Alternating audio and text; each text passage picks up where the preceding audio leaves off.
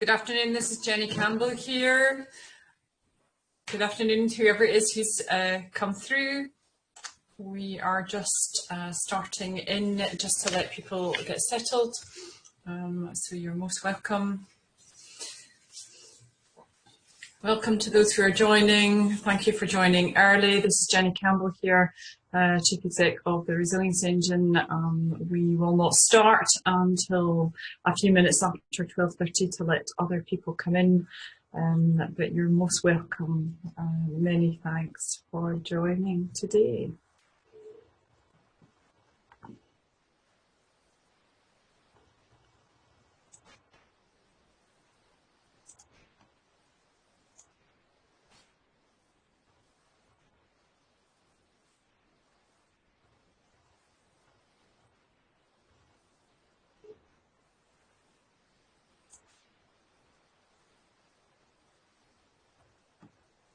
So for those of you who are joining, many thanks for coming in. I'm Jenny Campbell here, and I know you're joining early.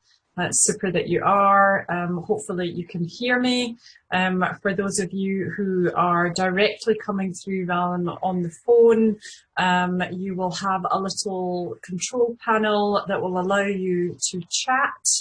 And we will be using the chat during the webinar. If I just type something in, hopefully you can see it, and if you can, maybe you could respond just to say hello.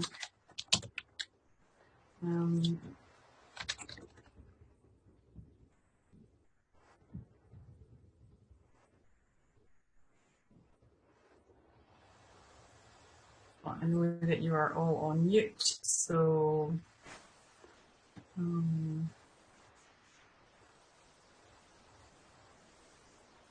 hello, Andrea. Thank you for coming in. You may be coming in with your video on. It's probably better. We have around 75 people who we expect to be joining us today. And just for the interest of broadband, I do suggest that you put your video off.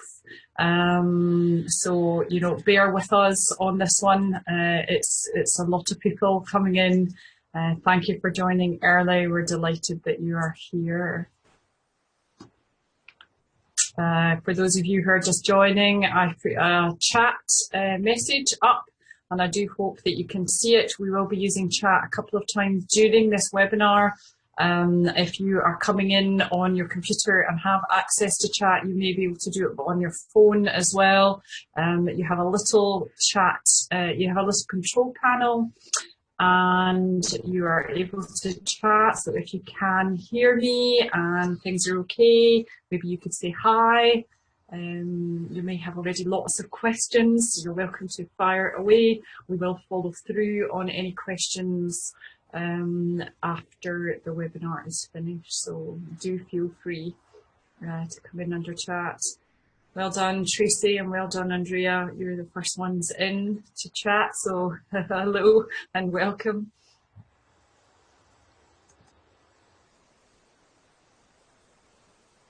So just to repeat to let everybody know, we are expecting a large number today. There are 75 people registered. It's very likely that there will only be 30 to 40 potentially coming in live. But still, it makes us a big number, and it means that we have to run things quite rigorously during the webinar. I would love to be able to chat with you all, but it's not going to be possible. So you're going to hear a lot of my voice, I'm afraid, today. Hello, Mary and Suzanne. Brilliant to see you. That's just for your information. That's two of our practitioners who are going through our resilience accreditation program right now.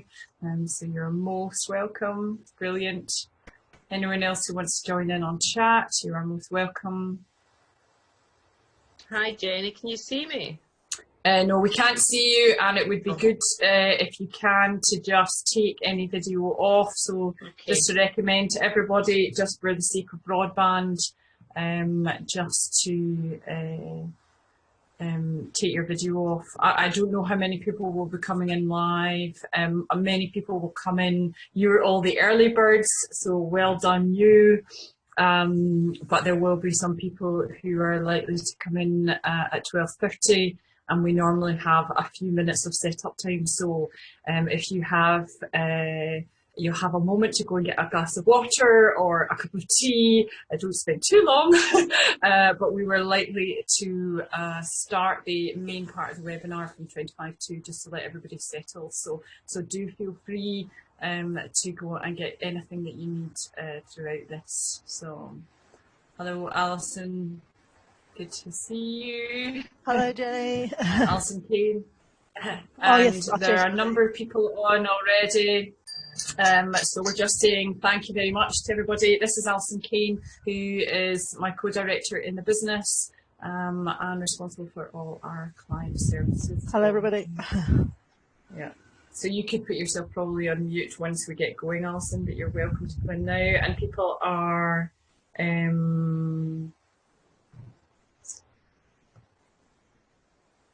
sorry, I've just got an urgent thing about my children coming very unexpectedly. Excuse me for a minute. I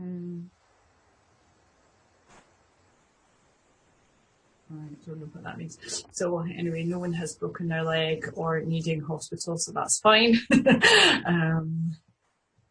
So we are just setting up here. Welcome to everybody who's new and who is joining. I'm Jenny Campbell. I have my co-director here, Alison Kane, and I'll be running the webinar today. Please make sure you're on mute, but also make sure that you can come in on the chat. So anyone who's new, who's coming in, please say hello on the chat room. If you don't know where that is, there's a little control panel above that normally you can see a chat, and you will see some of the messages from other people up. So do say hello or give us a wave. Just to let you know, if anyone is coming in under audio and cannot see the screen, Sophie Armitage is on also, who's our admin assistant, and Sophie will be able to send you directly the slides. So if you have any difficulty with the technology today, if you Sophie email, Sophie will be able to send you out. I'll just unmute you. Sophie is SOFI.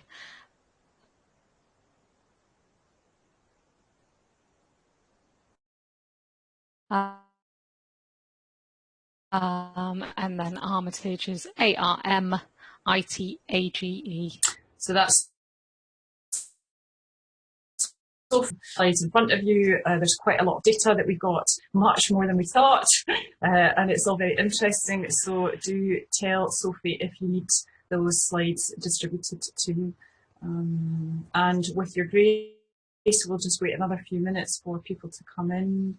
At the moment, we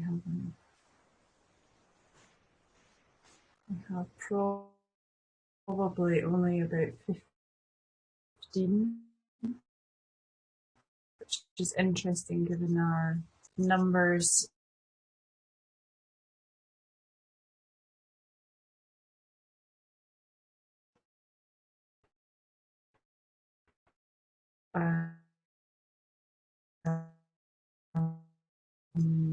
Yeah, there's a really nice. Hello, Joe. Really nice that you're here. We will catch up for that coffee. So you're most welcome to come in. For those of you who are joining, you will see a little control panel on your screens with a possibility of chat. We will be using the chat today, so please look for that. If you can, type in and say hi. Hi, Becky. Hello, Joe. Brilliant. Samantha, brilliant that you're here, Sam. And I'm sure that we will have a few others, so with everybody's grace, we will just wait 2-3 minutes just to let everybody settle.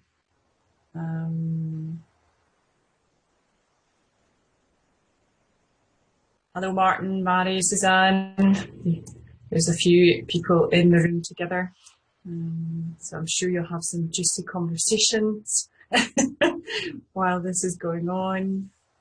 So that's us up to about sort of 20, 25 people. And with your grace, we will just wait another couple of minutes and then we'll get going. As I said to anybody else who was on early, you have a couple of minutes if you need to get a pen and paper or you need to get a glass of water. You're most welcome to dive off, but we will aim to start in just a minute or two.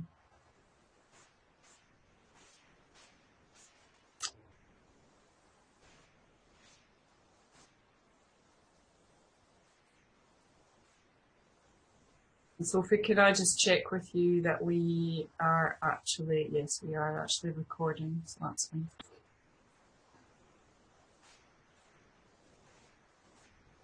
It's rather weird doing one of these webinars that you feel that you can only hear your own voice, and yet all of you are on, and I would love to be able to talk with you all. If we end up only around 20, 25, we might be able to actually ask questions directly, which would be fab.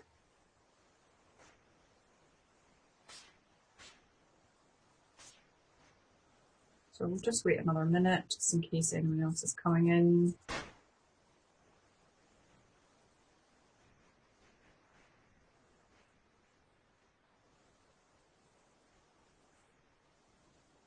And it doesn't look like it, so we will officially start.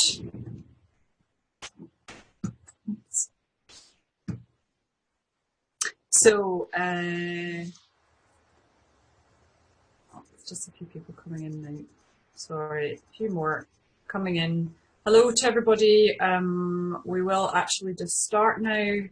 I am Jenny Campbell. I'm Chief Exec of the Resilience Engine, and with me is Alison Kane. You want to say hello, Alison? A new role. Sorry, just unmuting. Yeah, hello, I'm Alison Kane. I'm Director of Services at the Resilience Engine. So I look after all our clients and do some work on our online learning content. And we also have Sophie Armitage from the team. Sophie, do you want to say hi? Sophie's. Hi everyone, I'm Sophie, I'm Jenny's PA and everything else admin around the Resilience Engine. Yes, has a very busy job.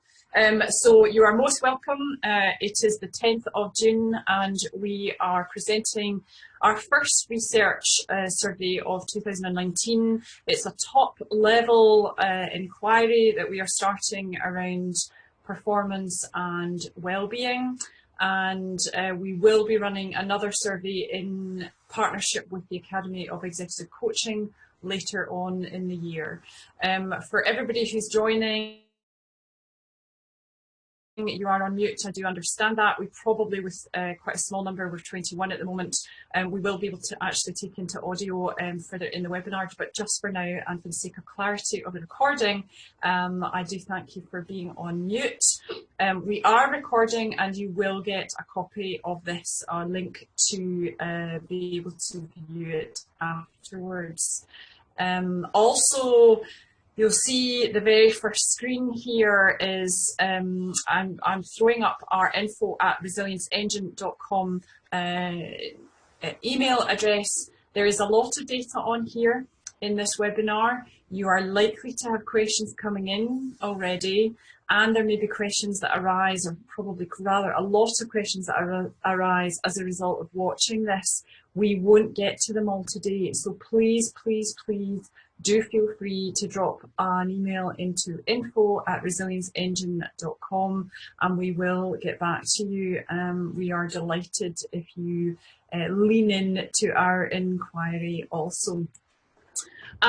So if everyone has access to the slides, just one last call out. If you do not see the screen, please email into sophie.armitage@resilienceengine.com and Sophie will send these slides to you. That's sofi.armitage, ARMITAGE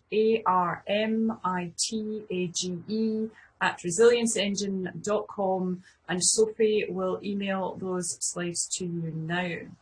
So with no pause now, we will dive in. So for everybody's sake, we intend to go on until 1:30, and there will be some breaks for chat and some questions hopefully throughout. So just to say who we are and what we're about. We believe that everyone deserves to perform well without compromising their well-being. This is why the Resilience Engine has been born. We have multiple years of research, over 10 now, started in 2007 with first publication in 2009, verification over a couple of years, and since then we've worked with thousands of people, managers and leaders, and now more all staff, in fact, around this whole topic. And the reason is because of this. We believe that everybody can perform well without compromising their well-being, and we know from the research this is what resilience delivers. So it's kind of big news, and especially when you see some of the data, you'll understand why we're so excited about that research and why it's so impactful. Just to define what resilience is, quite an unusual definition potentially for you. It's your capacity for change. Many of you will be sitting thinking it's about coping or bounce back. These are within the field. In fact, there is a contiguous line between people who do not have resilience, not having resilience, potentially in what we call fragmentation, or indeed in breakdown of resilience, right the way through coping, further to bounce back, further to a higher level of resilience, and right through to the top level, which we call breakthrough, where somebody is resourceful, adaptable, energized, and well, no matter what's going on. So, very fundamental, and it's an unusual definition of resilience. It also could be seen as a line of safety. So it is exactly the same line where people are not safe if they are not resilient, through to feeling at ease completely, no matter what's going on at this highest level called breakthrough. So that gives you a flavour of why resilience is beginning to be maybe slightly different, and why it underpins both performance and well-being. In terms of us, we do obviously work directly with organisations, with leaders and managers, but our big ticket item and what we're all about is actually putting it in the hands of organisations for themselves. So we accredit coaches, organisational development staff, managers in the use of the research. We also support through online tools and the creation of, if you like, deploying blended programs or blended solutions. And the reason why we've gone down that route is not just to extend our reach and your reach as an organisation, but also because if you're just doing one-offs, there's only 15–20% of your staff who will actually really get something and turn that into action and behavioural change around resilience, which in fact means that there's a big wodge of your people, a lot of people sitting in the middle bracket who would go in a workshop or go in a course, will get benefit from them for themselves, but won't necessarily turn that into performance for the workplace. When you have a blended learning approach, which is more drip feed across time, you actually have that depth, and habits then begin to build up. So, we see it as a phase 2, getting to understand resilience, phase 1, really deploying it well, phase 2. So that's what we're about. And that's a bunch of us in one of our conferences. So this is some of our accredited practitioners. So that gives you a flavour of who we are and why we're in this research. So we continue to do research, we continue to work with people. Most of our research is qualitative, but we do these surveys regularly to get some quantitative data, and you have input into that, so thank you for that. So to the data. Well, first of all, 163 people responded, which is already good.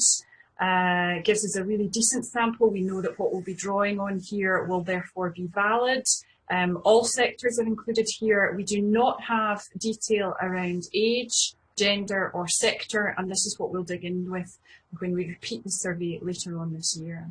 But the biggest top line thing, the result is we all, everybody who's surveyed really cares about work. We really care about our performance in work. It's extremely important to those who completed the survey. Now this, in my view, and our view, is somewhat skewed. We probably have a network who are interested in learning. Those who are interested in learning tend to be interested in performance. So you've probably got a slight skew here. If we did this across a working population, we'd see these numbers being more evened out. But nevertheless, those who care, we really care at 95%.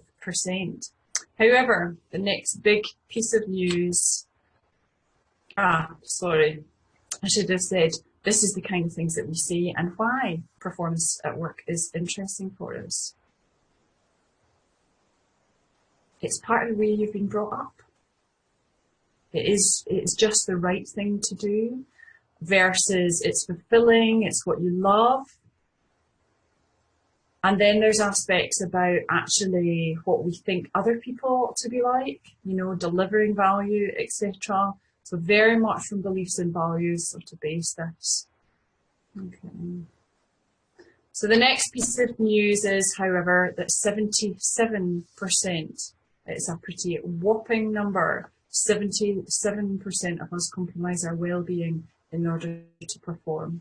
Okay, and that breaks down into the following. So I'm using red, amber and green for your typical. Red is the danger area, amber is, you know, warning but not too bad, and green is all systems go. So out of that 77%, 36% of us, that's over a third of us, are at a dangerous level of compromising our well-being. This means we're doing it on a sustainable basis, or we're doing it in to such a degree that really is very strongly felt by us. Now that is a big number, okay, and you'll probably have quite a lot of reaction to that. I just wonder in the chat room actually, why don't we take that? What is your reaction to those numbers straight off the bat? If you can type into the chat room, that would be great.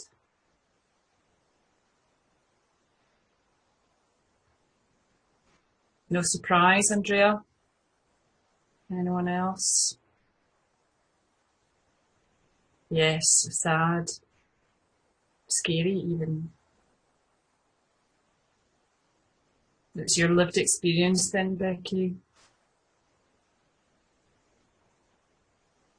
Yes, there could be other sectors where this is very high, and that's what the kind of thing we'll get into.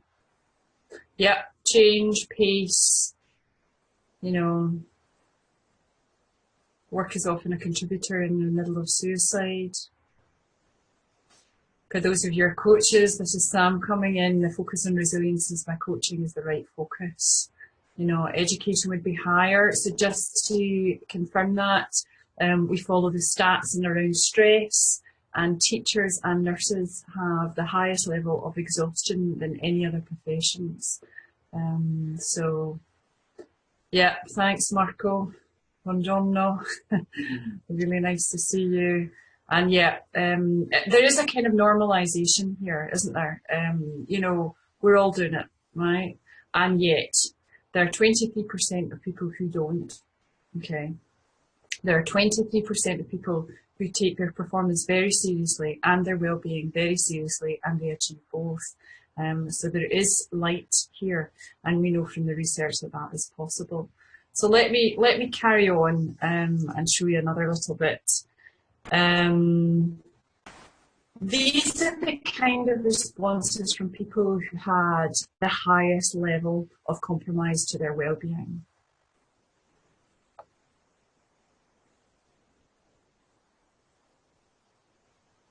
So there are things here about fear, being found out, losing jobs, potential poor performance. What would that look like? You know, pretty significant. Time features a lot here. Absolutely. Time. Busy, busy, busy, busy. Don't have time for anything else. I don't have enough time to get through things. So there is a real mismatch between the capacity that we have and the supposed number of working hours, never mind the contractual hours, but just what is normally sensible, okay, which would be potentially more than that. You know, we're not all working, you know, the 40-hour week, but 45 might be okay, but 60, we're going to be compromising our sleep, our time with our family, our well-being, you know, will suffer. So time is a big deal here. These are the kind of responses in the middle bracket where people were rating 5 to 7. So they were in agreement that they compromise their well-being, but not so strongly. It's a bit of a sense of awareness. They've been damaged in the past. They're not going to do it again.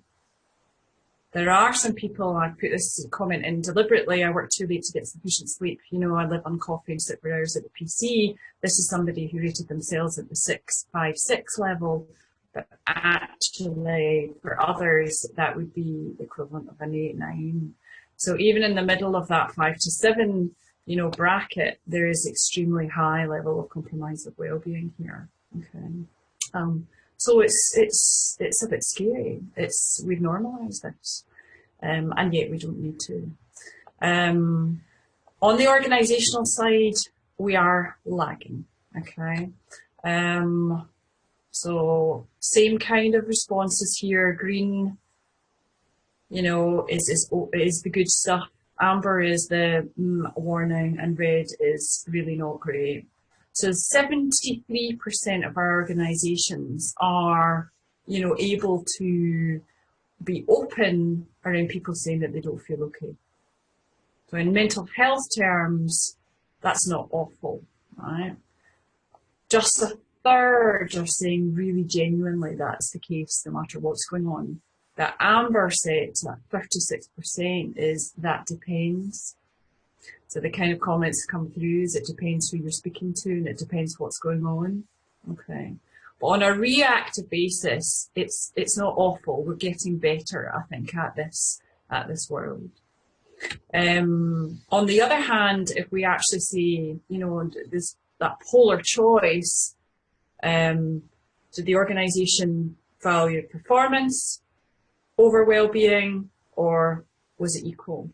Okay, and the red, 46% of organisations value performance above well-being. Okay, so we've got really a big mismatch in terms of our needs, okay, and our sustainable well-being needs in the middle of that.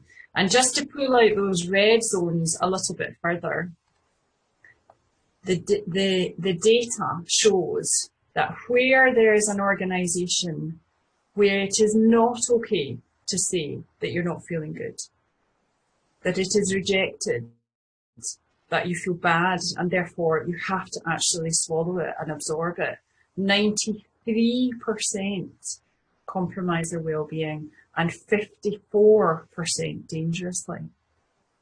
Now that's versus the original 77 and 36. So you see a data point difference of almost sort of, you know, 16, 18% here. It is really directly correlated. Where there's an organisation where you cannot say that you're not feeling good, you're compromising your well-being much more significantly. And the same goes on the other side.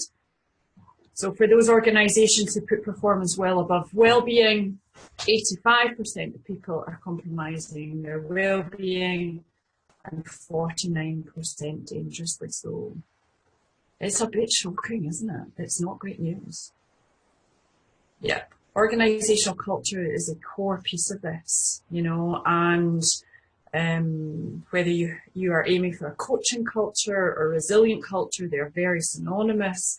The baseline is psychological safety. Okay, so in the world of being open to mental health, we really have to get better about this and calling it out. So I wonder if there are any other comments on this data organisationally. Do feel free to put anything in the chat room that you're sensing on this. So if there's no more for no more right now, I want to ask you a question, and then I do really there's something coming in chat. Yeah, from Sam. Talking to culture for an organisation who wants to build resilience, you need to match the values of the organisation. Yep. So this has to go right the way through. I mean, a culture is not just leadership or leadership development. You know, a culture is made up of how leaders model work, how teams are, what the processes of performance management is, how you manage talent, onboarding, all of these kind of good things, as well as your developmental piece. And the underpinning aspects of this of psychological safety is really key. So, I mean, it's pretty strong data, this, you know, and it's a very good indicator at the moment.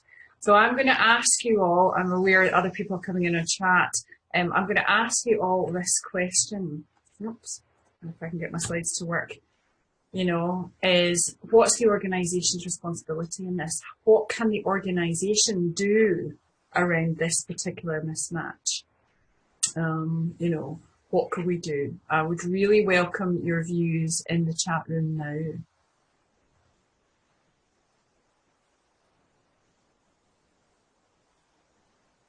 So maybe, Andrea, if you turned your comment, I wonder what, you know, what can organisations do? What's their responsibility in this domain?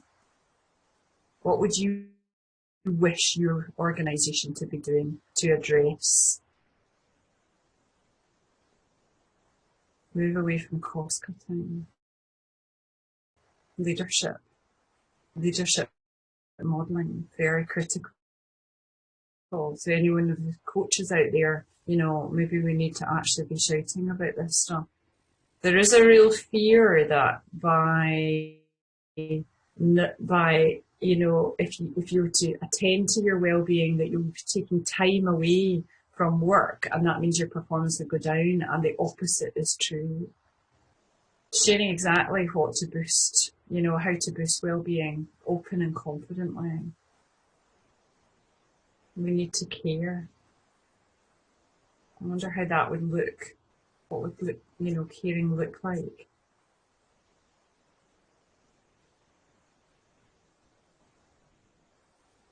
Talk about well-being. I mean, this is it, you know.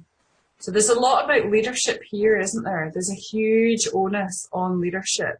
I wonder if there's anything around processes, the way that we handle this. Because one of the interesting things is, on the slide that you see behind, is that where things go badly,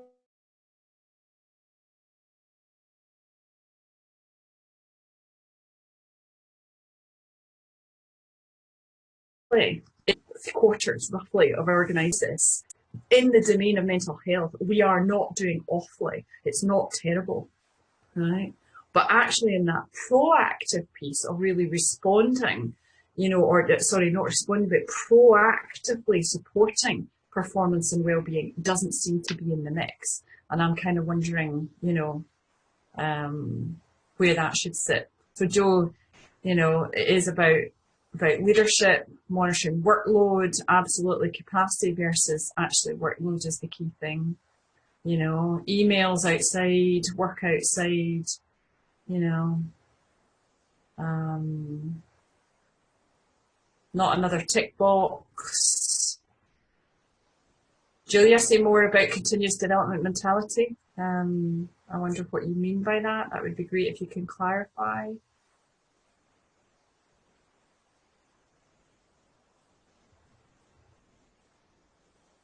Yeah. Model not sending the emails out. Don't you love it when you get something from somebody at 1 o'clock in the morning and you think, groan, no way. Are they really doing that? Wellbeing be part of managers' objectives? Absolutely. And that's the kind of thing we're now talking about. So rather than performance managing for a KPI of cost reduction of this, you know, increase in revenue of that, being able to deliver that project on time, bash through those, is actually performance and well-being being measurable. You know, HR policies needing to be accessible, and Julia's come back in on that question that I raised, where do organisations care about issues, what are they doing about it? Sticking faster, really making change. The tricky thing is that leaders, you know, this survey has included some leaders here. And of course, we don't know that, and it will be interesting to look in more detail. But actually, we know from our work in Resilience Engine that actually our sponsors are often suffering exactly the same thing. You know, and in the middle of overwhelm, we can't see the wood from the trees. It's really tricky, this, you know. So Sam is saying top down, but also bottom up, coaching upwards with the team setting. Yeah. So teams, interesting, from another part of our research, are the nurturing places for what we call resilience assets. These can be obviously values of the organisation. They can be processes. So the more consistent and clear you are around these things, the better your organisational resilience is. They're also obviously in terms of support for one another, the ability to be able to say that I'm not feeling okay, but not just that, but the ability to say, how do I get even better? If I am fine, how do I actually improve? So teams are actually really critical for this. So you can get in and around and really beginning to understand. So these are the core aspects of the data. I'm just gonna, you know, great responses, everybody, you know, do dive in. And I'm wondering what questions you may have that we may be able to lean in on. So there's one thing about organisations here. There's another thing about the dangerous organisations. I mean, I think, you know, there's a quarter of the organisations have to wake up to mental health issues here. I mean, that's the big deal, is that actually there's a direct correlation. That 27% of organisations saying that, you know, of people saying that it's not okay to say you're not okay. That's really dangerous. It's dangerous, you know, and you know, we need systemically to actually carry that message around. The other part is actually, how do organisations place performance and well-being more equally, because it's a direct correlation if you don't. So there's a lot behind here, but it's not the whole picture, right? And we'll go into that in a minute. So here's what the Resilience Engine kind of, you know, top line thoughts are on behalf of what organisations can do. First of all, understand resilience. You know, it isn't just about toughness. In fact, toughness negates resilience. Resilience is your capacity for change, and the more you go, the more you can actually perform. It underpins sustainable high performance. You cannot be resilient at that level without having the habits of self-care. It does not happen. You are naturally containing your own resilience if you do not take care of things like your sleep, your nutrition, having fun, having a laugh, hugging, you know, loving people, going into nature, you know, doing the things that actually give you energy, doing the things that actually help you be able to be present in the world and in your life. So understanding resilience and how it incorporates well-being, understanding then how to bring it into the mainstream rather than being on the side, as many of you have said. And the baseline for that is the psychological safety. Right now, you know, supporting that would be a coaching culture. So actually training managers on how to be open, how to ask open questions, and how to listen well. It is the core aspects of this. But further to that, the ability to actually place boundaries and say, no, I can't do that. No, I won't be able to do that. Or, no, I can't do that yet. Because this is the key thing of where things are happening in terms of our canning, our destroying our well-being. And the last thing is this sense of autonomy. I think the more an organisation shifts into coping and not coping, the more we move to command and control. The control is needed at a certain stage of that. But if you're destroying people's autonomy, that is actually negating psychological safety. and it's not good. So, you know, these are the core aspects that organisations have to pay attention to. And on top of that, if you like, you know, I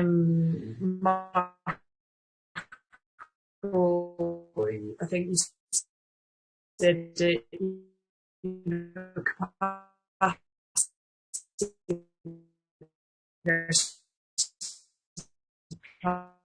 priority. So that's our sort of top line thoughts for you, and I'm sure we'll take that into it a little bit more. Coming back to this thing about, is it all about organisational culture? Is it all about the leadership? It's not. And to speak to Sam's point about it has to be bottom up as well. So 52% of organisations are treating performance and wellbeing equally. That's what you said, okay, in the survey. 73% where things are going badly, you can't say it's okay, right? And yet,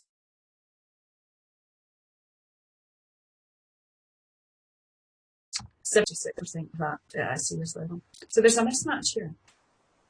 You know, there's a mismatch. It isn't just about the organisational level, it's our attitudes. It's who we, you know, who we're around and surrounded by, and whether we call out to say, actually, I'm going home tonight. I'm not going to answer that email of yours until I won't be able to do it. And know that that's actually a good thing.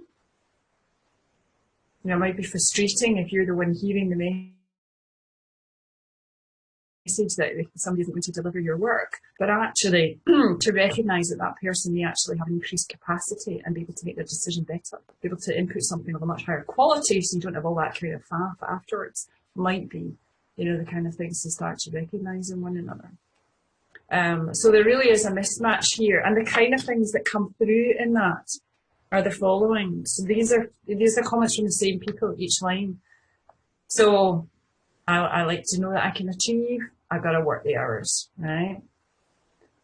Actually, this is about performance, validation, a sense of well-being. So somebody gets their well-being out of knowing that they're performing well, and yet they're staying really late, and then they're getting tired. There's a stuckness in that, you know.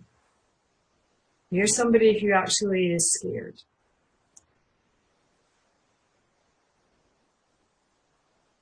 They don't want to be labelled again. They've already got a black mark because they had work-related stress.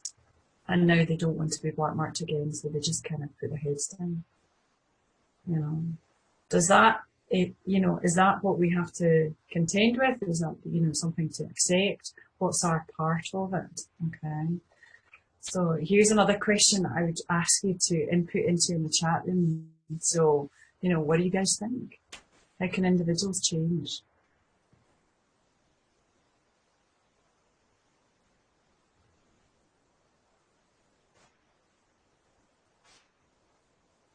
Anyone for anyone? Got ideas about where you think the individuals can change their attitudes towards this normalization of compromising well-being? Anyone for anyone? A hard question.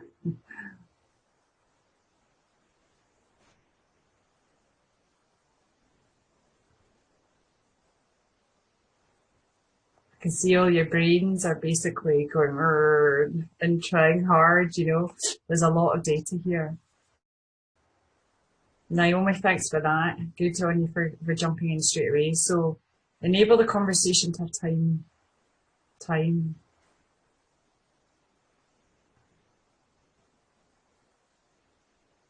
We're so used to not saying no. Yeah. How can we start to do it? So my invitation to you coming out of this is, what could you say no to? No is a friend of resilience. Right, and remember that resilience actually underpins sustainable high performance. And in fact, from bounce back upwards, you can start to actually massively increase your capacity. So it isn't just that you actually minimize the impact of stress, things like procrastination or short-termism or whatever, right? But you actually can shift to much higher degrees of performance about innovation, about increased capacity, you know, really long-term thinking. It's quite a different sort of stage altogether.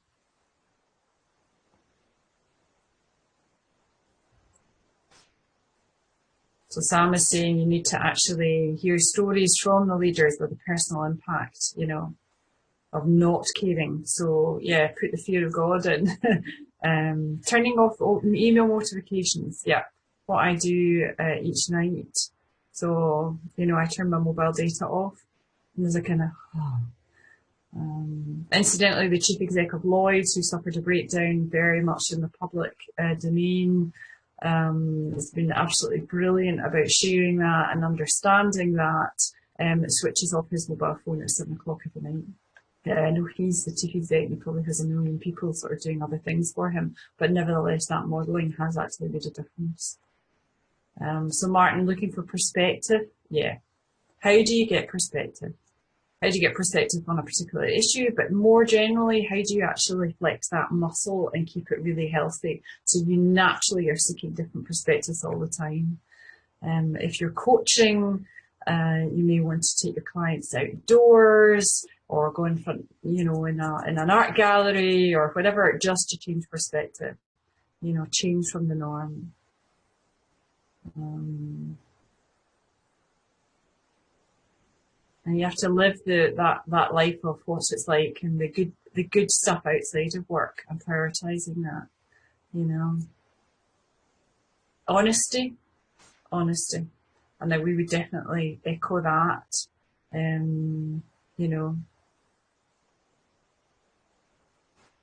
leaders need to prioritize it in team conversations so it becomes the new norm. So that's a really interesting thing. So maybe the new norm is about time to think. Maybe it's the new norm is about, you know, performance and well-being together. You know, honesty is the key.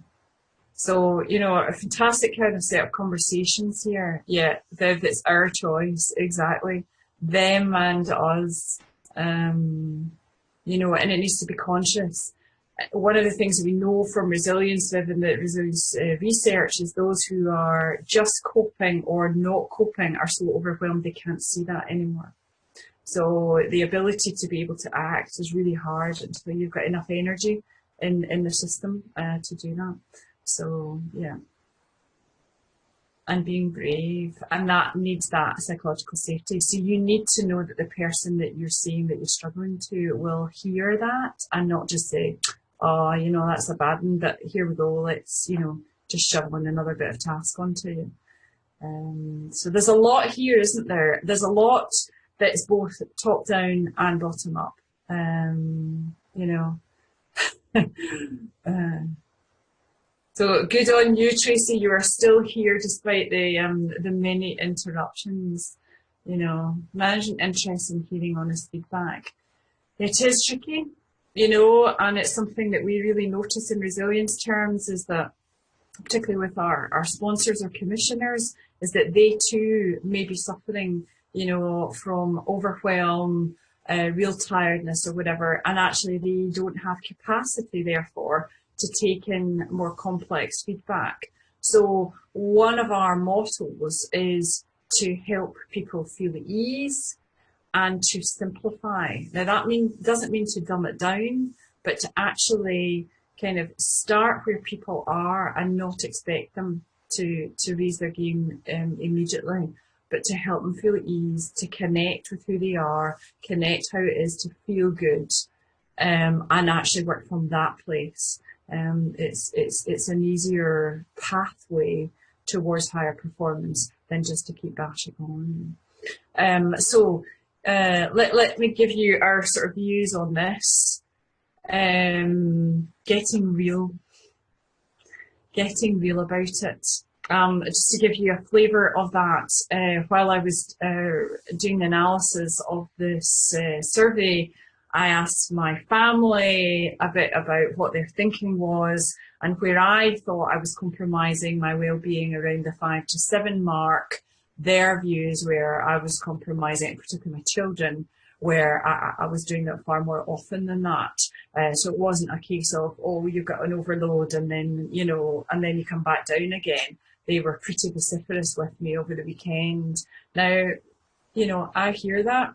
That was serious. They were saying their time with me is compromised. It's not because the amount of time is compromised, it's where my head is or my energy towards them.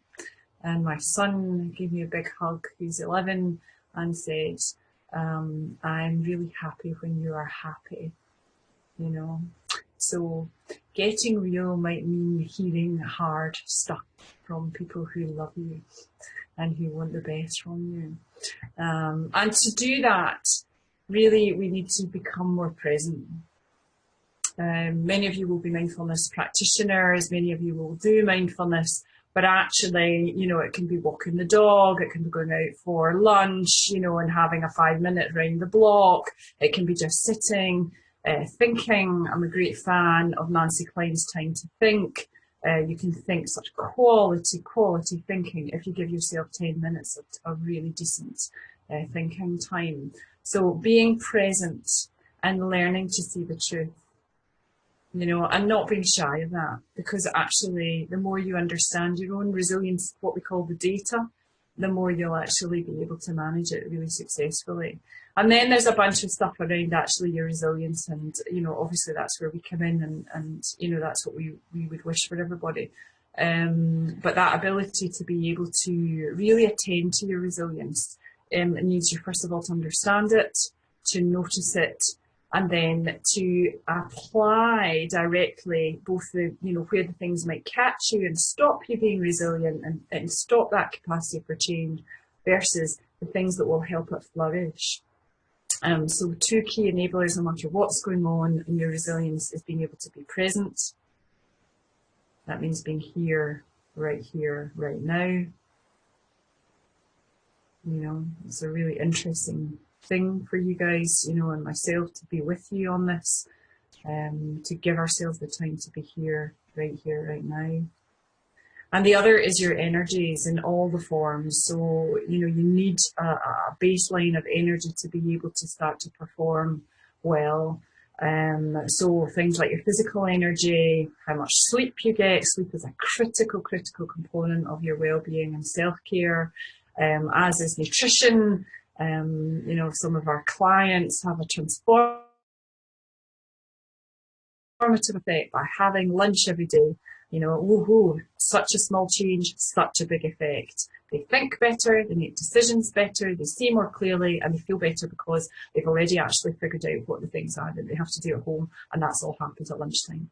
Okay, so, you know, small things day to day, every day, they make a big difference.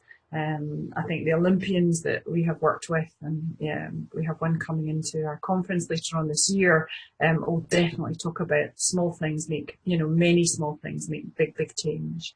And that's what a lot of it is like when you're already a high performer. So, you know, these are the things that really matter: physical energy, your mental energy, your emotional energy, just having fun, having a laugh, what my kids want to have with me, your spiritual energy, what actually inspires you. These are all critical components of your resilience, and they give you a sort of baseline. So taking away anything, you know, today it might be, how can you help yourself see truth more? And secondly, what might you do for your energy? So there's a couple of nice questions for you. So, I mean, you know, to show you where people are compromising their well-being, I think is also helpful to then address it. So the first thing is we're all mentally knackered. We are fatigued. We are thinking, we are focusing, but it's too hard. We need to be able to freewheel, switch off, be calm, not think about very much at all. And the second thing is our exercise. So they're the 2 biggies, but actually following very closely on, we are compromising the quality time with others. You know, and that's the feedback I got from my kids. And then quality time for yourself. Incidentally, that last one, you know, I suspect gender-wise that will go much higher for women. Women tend to think of ourselves as superwomen, that we can do it all and that we're the fixers of all problems, and we place ourselves at the bottom of the pile in terms of self-care priorities. So this data, I think, will change once we begin to finesse it later on this year. Any comments on that? Any comments on where your thoughts may be now for yourself or for others? I'm aware of time coming through.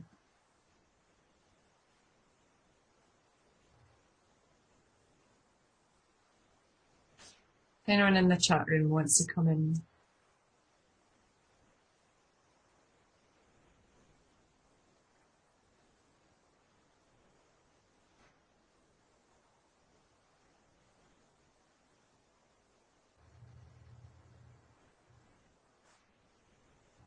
You're all a bit stunned. Thanks, Sam.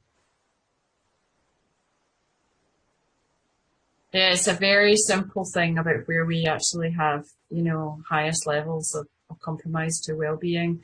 And of course that, like, for example, the relationship with alcohol is at the bottom. And, you know, in mental health terms, that's the sort of thing that then may come up. But actually in this middle ward of people, those who are compromising but still managing to hang on and be okay, or be okay enough, is all this other stuff.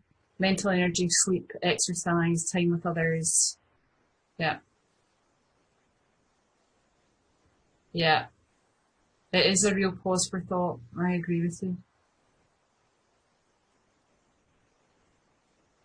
I hope everyone's seeing other people's chat responses. It's really helpful.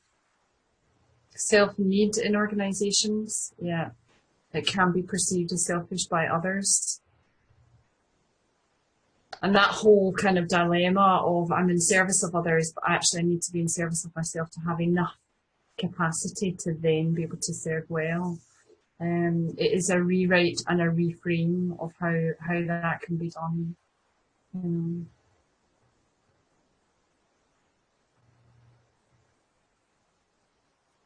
Thank you. It's a gift, Naomi. You know, to serve others well, you need enough capacity. So you need to serve yourself first. And I think as a parent, I'm definitely aware of that. And as the main breadwinner in my family, I'm very much aware of that I need to take care of myself, which is why I think I was so startled when I got such a vociferous response from my kids that it wasn't. So, you know. So, I mean, you can see here, you know, you're already getting some feel of the data. You will get this information, is that you could use it if you're a coach in your own practice. If you're a leader, you could be using it with your own teams to actually start to notice, to open out the conversation of how do we do this? How do we do this? You know, what's the first step that we can have?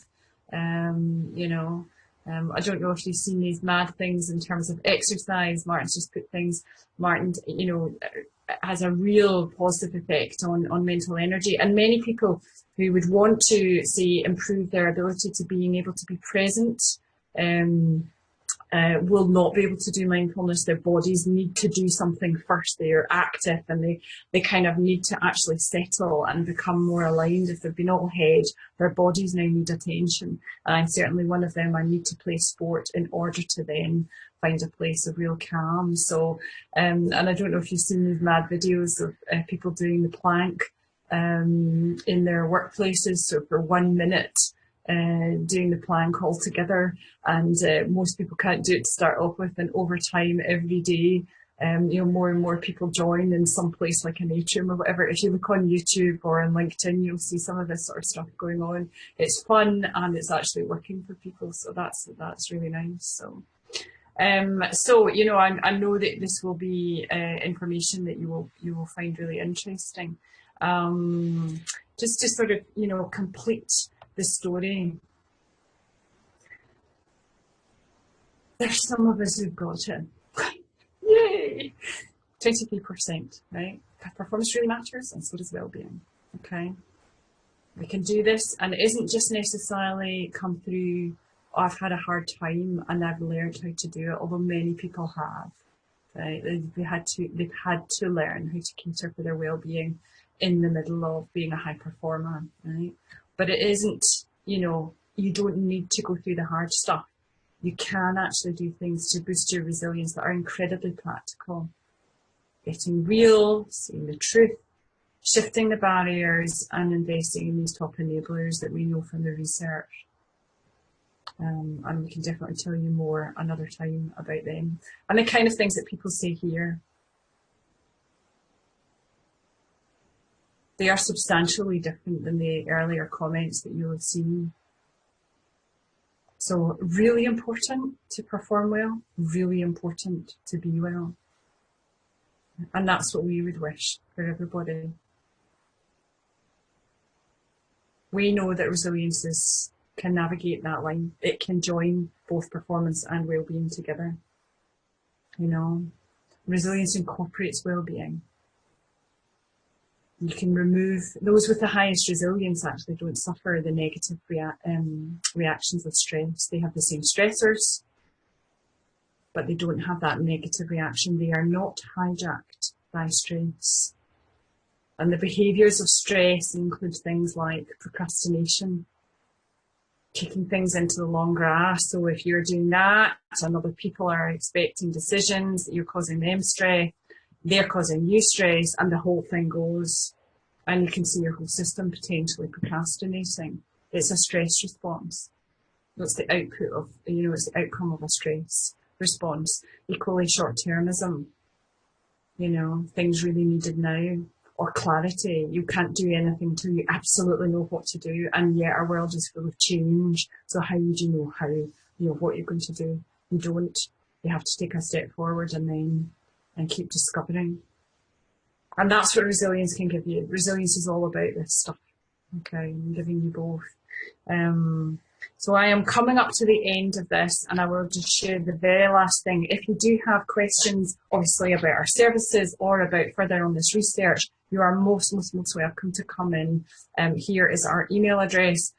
The other thing is we publish a monthly publication, which is from our research and in our practice about what people are talking about and how to actually improve your resilience, how to support it, how to stabilize it even, so that you can actually, feel more steady. You are most welcome. They are free. You are most welcome to come in to those publications, and it's just a case of going on to our website and filling up and giving us your email. So, you are most welcome to any of that. And I just wonder in these last sort of few minutes if there are any questions. I think we will just do it on the chat room rather than audio because it's hard to manage so many. So any questions or any comments in these last few minutes together?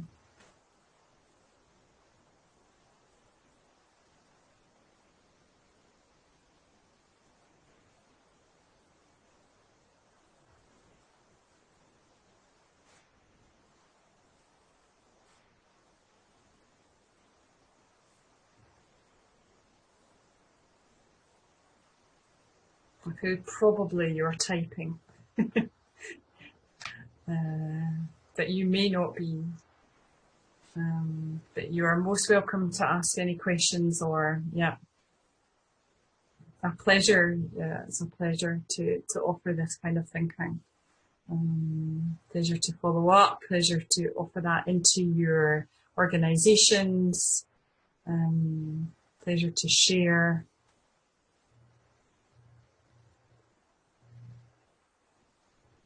So, maybe you walk away both with the ideas of bottom up, what you might do for your own resilience, if you're a team leader, if you're a leader, if you're an executive leader, what you might do for your own resilience, and then organisationally, top down, how we can support our leaders, what we demand of our leaders to actually start to model, and how we can create a culture with the baseline being of psychological safety. So with that, at 1:30, I will just stop now. A real pleasure to connect with everybody.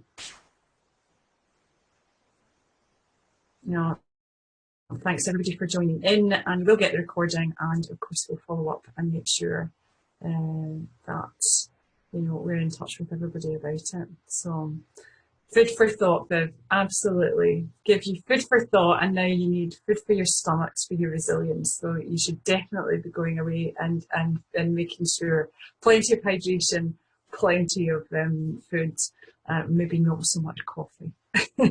Lunch, exactly. Thanks, Marco. I hope you feel better. That's brilliant. Thanks, Catherine. Really nice that you're on. That was brilliant. So I will stop sharing now, and everybody, I'm going to stop the webinar. So many thanks for everybody's contribution, and we'll be in touch.